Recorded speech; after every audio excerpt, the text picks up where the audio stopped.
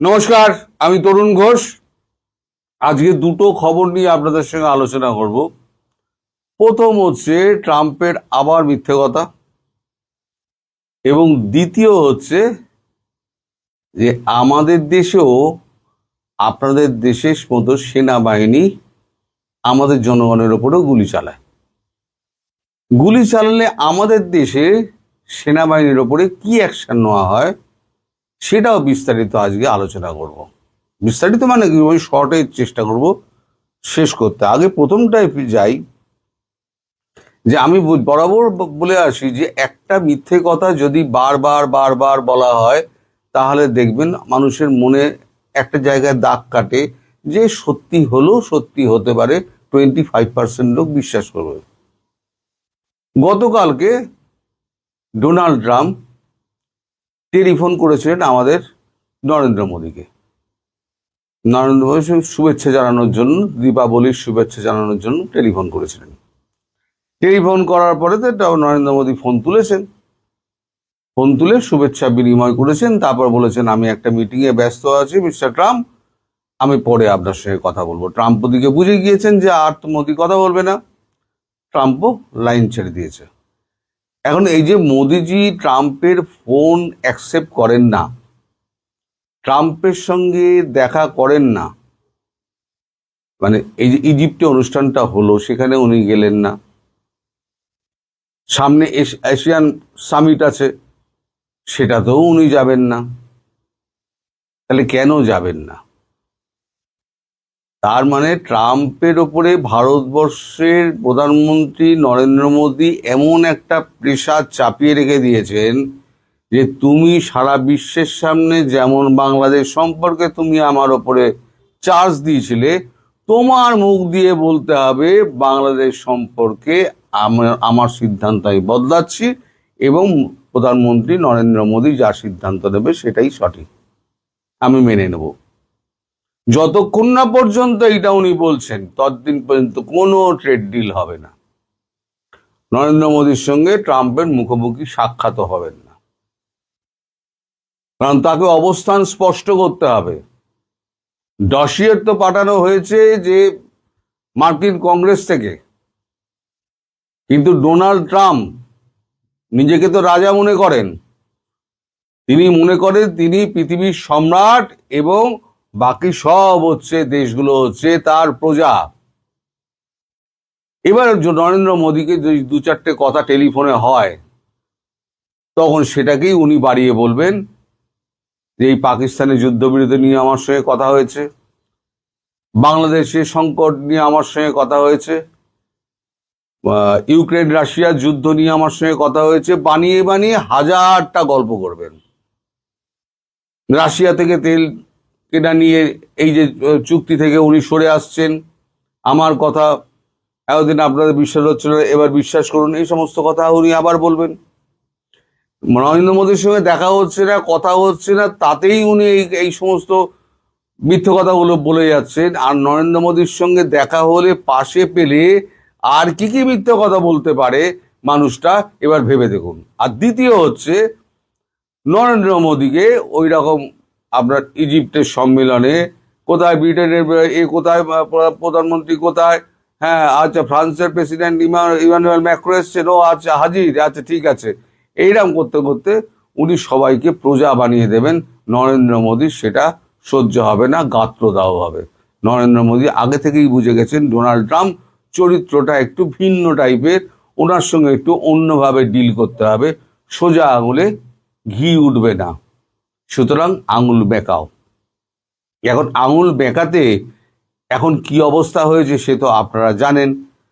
আমি একটা এর আগে ভিডিও করেছিলাম 6 দিন আগে, এই ভিডিওটায় দেখবেন যে ডোনাল্ড ট্রাম্প নতি স্বীকার করলেও পাল্টি খেলেন, নতি স্বীকার করেও পাল্টি খেলেন। 6 দিন আগের ভিডিওটা আমি করেছিলাম। তো যাই হোক, এখন ট্রাম্পের কি অবস্থা, ট্রাম্প তো দেশে টিকতে পারছেন না। দেশে ট্রাম্পের বিরুদ্ধে লক্ষ লক্ষ মানুষ রাস্তায় নেমে গেছে, দ্রব্যমূল্য বৃদ্ধি এমন জায়গায় পৌঁছেছে মানুষ বাজারে গিয়ে হাত দিতে পারছে না। বাংলাদেশে আপনাদের যে অবস্থা, ওখানেও তাই অবস্থা। যেটা $4 ছিল সেটা $8 হয়ে গিয়েছে। এক ডজন মুরগির ডিম ওখানে হয়ে গিয়েছে $16। এক ডজন, যেটা $6 পাওয়া যেত এখন হচ্ছে $16। কলা তো অমিল, মোচা থোড়, এই যে যে সমস্ত খাদ্যগুলো এখান থেকে যেত, এগুলো এখন আমেরিকানরাও খায়। ইন্ডিয়ান রেস্টুরেন্টে তো ভরা, সেখানে সব আমেরিকানদের ভিড়ই বেশি ইন্ডিয়ান খাবার টেস্ট করার জন্য এবং ইন্ডিয়ান কারি টেস্ট করার জন্য। মাছও যাচ্ছে না, কিছুই যাচ্ছে না, ওষুধপত্র বন্ধ।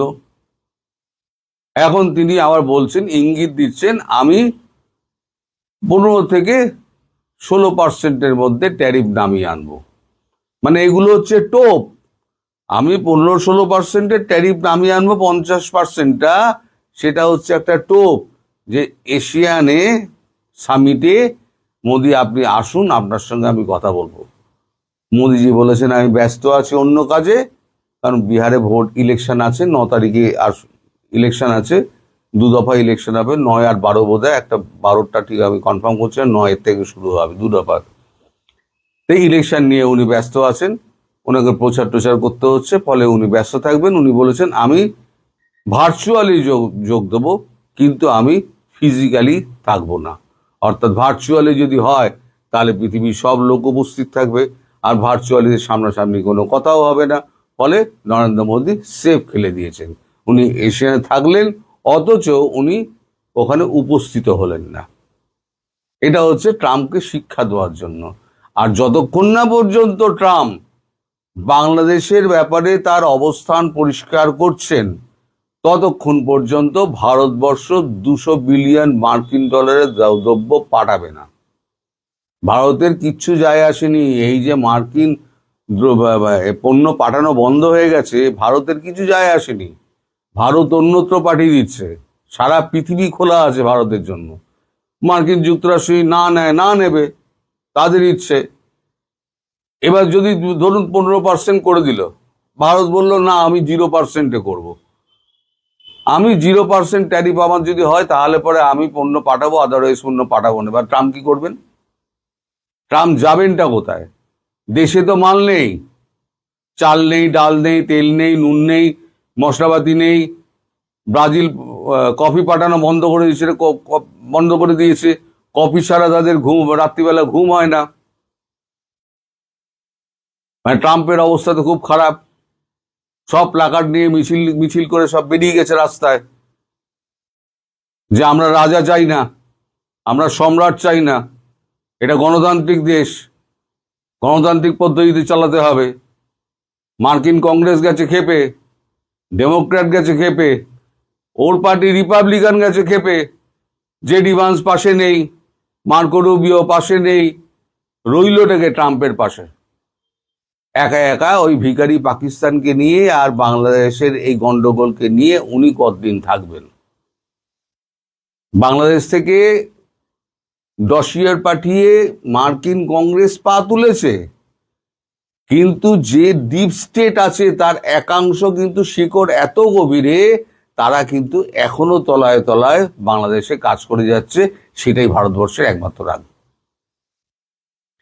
এবার মানে যেটা বললাম, যে যতক্ষণ না পর্যন্ত এই ব্যাপারটা পরিষ্কার হবে, ততক্ষণ পর্যন্ত কোনো ট্রেড ডিল হবে না। ট্রেড ডিল আদৌ কি হবে না হবে, আর হলো ওই দুগ্ধজাত পণ্য আর কৃষিজাত পণ্য, এই দুটো খুলবে না ভারতবর্ষ। আমার কথা মিলিয়ে নেবে, আগেও বলেছিলাম, এখনো বলছি।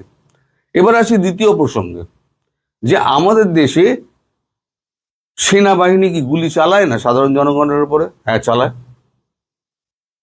অনেকবার চালিয়েছে, কাশ্মীরে চালিয়েছে, আমাদের ছত্তিশগড়ে চালিয়েছে। ধরুন কিরাম হয়েছে কাশ্মীরে, আমি একটা ছবি দিচ্ছি, আপনি দেখুন। এই কাশ্মীরে যারা এই ঢিল ছুটতো না, আগের থেকে পাথর ছুটতো, খুব খবর পেতেন। আইএসআই টাকা পাঠাতো, 1000 টাকা করে পার হেড দিত, আর তাদের কাজ ছিল সেনাবাহিনীর গাড়ি দেখলেই পাথর ছোড়া। এক মেজর ওই পাথর ছোড়ার একটা নেতাকে ধরেছে, ধরে জিপের সামনে বেঁধে দিয়েছে। মার পাথর মার, সব পাথর মারা বন্ধ হয়ে গেছে। তারপরে গুলি বৃষ্টি। দেখুন, দেশের সেনাবাহিনী কি, দেশের সেনাবাহিনী কোনো রাজনৈতিক দলের নয়, কোনো সরকারেরও নয়। দেশের সেনাবাহিনী হচ্ছে রাষ্ট্রের সম্পত্তি, তারা রাষ্ট্রের জন্য নিয়োজিত। একমাত্র এই একটা বাহিনী যাদের অ্যাপয়েন্টমেন্ট লেটারে পরিষ্কার লেখা থাকে এবং লেটার অফ অ্যাকসেপ্টেন্স দিতে হয় যে আমি দেশের জন্য দরকার হলে জীবন উৎসর্গ করব। একটা ডাক্তারকে, একটা ইঞ্জিনিয়ারকে, একটা যে অন্য পেশার লোককে কিন্তু এরকম লেটার অফ অ্যাকসেপ্টেন্সে সই করতে হয় না। তার হাতে অস্ত্রটা তুলে দেওয়া হয় তখন যে দেশ বিরোধী কাজ করবে, সে দেশের লোক হোক, দেশের বাইরের লোক হোক, তাদেরকে তাদের প্রতি সমানভাবে শত্রুর মতো ব্যবহার করবে। আমাদের এই মাওবাদী যত ছিল, এরা কি করতো জানেন? এরা এই ডিপ স্টেট থেকে পয়সা আসতো, পয়সা এলে পরে এরা গ্রামবাসীকে সমস্ত পয়সা দিত, তাদের খাবার দিত। গ্রামবাসীরা কি করতো, যখনই পুলিশ আসতো, সেনাবাহিনী আসতো, তখনই চুপচাপ তাদেরকে বনের মধ্যে খবর দিয়ে দিত, তারা বনের আরো গভীরে চলে যেত। তো একবার হলো কি, একদম গোপনে ঘিরে ফেললো রাত্রিবেলা, কর্ডন করে ঘিরে ফেলার পর গ্রামবাসীরা যখন জানতে পারলো যে ঘিরে ফেলেছে, তখন এই 450 গ্রামবাসী পুরো একদম কর্ডন করে দাঁড়িয়ে গেল যে ওদেরকে মারতে দেবো না। ভারতবর্ষের সেনা কি করলো, 450 লোককে বলল যে drop your weapon, either we shoot you. দুবার বলেছে, তিনবারের বার গুলি চালাতে লেগে গেছে। পরপর বোধহয় 40-50টা বডি পড়ার পর তারপর সব পালিয়ে গেছে। তারপরে সব সন্ত্রাসবাদীগুলোকে, মাওবাদীগুলোকে মেরেছে। ফলে আমাদের দেশেও কিন্তু সেনাবাহিনী গুলি চালায় যদি রাষ্ট্রের বিপক্ষে কোনো, আমার দেশের জনগণ রাষ্ট্রের বিপক্ষে গিয়ে দাঁড়িয়ে থাকে। সেটা হচ্ছে রাষ্ট্রের পক্ষে, সে হচ্ছে ক্ষতিকর, সে হচ্ছে রাষ্ট্রের শত্রু, তাকে মারার অধিকার সেনাবাহিনীকে দেওয়া আছে। সেনাবাহিনী তার জন্য তার কর্তব্য পালন করবে, তার জন্য সেনাবাহিনীর কোনো বিচার হয় না। আমাদের দেশে তো হয় না, কিন্তু বাংলাদেশ তো পৃথিবী ছাড়া। ওয়াকারুজ্জামান যা করলেন তা একদম পৃথিবীতে একটা নিদর্শন হয়ে রইল যে ওয়াকারুজ্জামান একটা সেনা প্রধান একটা সেনাবাহিনীকে কত নিচে নামাতে পারেন, এবং পুলিশ বাহিনীর থেকেও তাদের মনোবল আরো নিচে করে দিয়েছেন। এখন ওয়াকারুজ্জামান কি ভাবছেন তিনি পার পেয়ে যাবেন? তিনি পার পেয়ে যাবেন না। এই 2-4 মাস ওয়েট করুন, আমার কথা মিলিয়ে নেবেন। এই ওয়াকারের বিরুদ্ধে একটা মামলা ঠুকে যাবে ওই আইসিডিতে মামলা ঠুকে দেবে। ওয়াকারুজ্জামান আবার গ্রেপ্তার হবেন, এরাই গ্রেপ্তার করবে, গ্রেপ্তার করে ওয়াকারুজ্জামানকে ওখানে হাজির করবে, ওয়াকারুজ্জামানকে এবার জেলে পাঠাবে। এরা তবু তো একটা সেফ হাউসে রয়েছে, ক্যান্টনমেন্টের মধ্যে ভালো আরামে রয়েছে। ওয়াকারুজ্জামানকে যেতে হবে সোজা জেলে। এটা ওয়াকারুজ্জামানের কপালে লেখা আছে। আমি বলেছিলাম পাপ বাপকে ছাড়ে না। ওয়াকারুজ্জামান আপনিও দেখে নেবেন, আপনাকে পাপ কিন্তু তাড়া করে বেড়াচ্ছে। যেদিন ধরবে সেদিন সমূলে আপনাকে বিনাশ করবে। আপনার পরিবার অন্তর সুখে থাকুক, আমি সে কামনা করি। আপনি আর এই বিপদটা নিজের ঘাড়ে আর নেবেন না। এবার অন্তত সঠিক পথে চলার চেষ্টা করুন। জামাতের ল্যাজ ধরে কিছু হবে না। যেদিনকে জামাতের স্বার্থ পুড়িয়ে যাবে, জামাত একদিন আপনাকে লাত মেরে তাড়িয়ে দেবে, তখন আপনার না থাকবে আম, না থাকবে ছালা, আপনার দুই যাবে। যেমন ইউনূসের গেছে তেমন আপনার যাবে। পৃথিবীতে এরকম কিছু মানুষ থাকে, ওই ডোনাল্ড ট্রাম্প থাকে, দেশের মানুষকে খেপিয়ে দিয়েছে, পৃথিবীর মানুষকে খেপিয়ে দিয়েছে। আমাদের ডক্টর ইউনূস আছেন, তিনিও তাই, আপনিও তাই। আপনাকে দেশের মানুষ আপনাকে নেতা ভেবে নিয়েছিল।